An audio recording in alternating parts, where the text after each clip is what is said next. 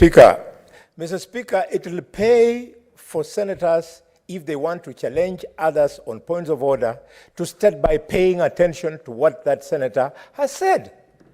I have not, and the Hansard will bear me out. I've not said in any way that Nyong'o is responsible or the Senator Mutai of Kericho is responsible. I say the governor Mutai is responsible. I said if you didn't go to a good school, be listening to us who went to good schools when we speak in English.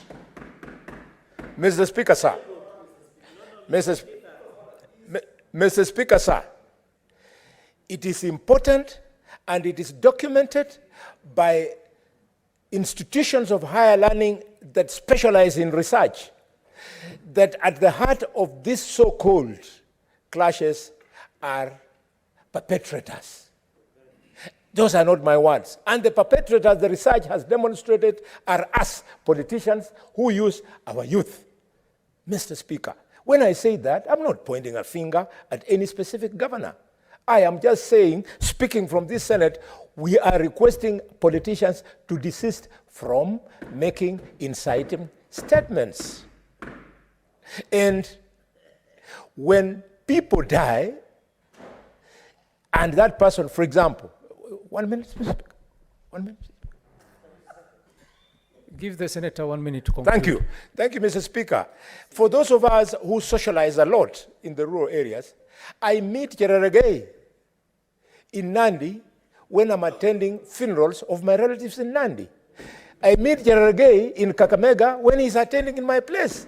I meet Oburu in Siaya when I'm burying my relatives. So there is nothing like tribes these days. Mr. Speaker, tribes are no longer there. Wives are exchanged over the children, have got DNAs across the road. Those people who are stuck in tribes, shame. Senator James Lomenen.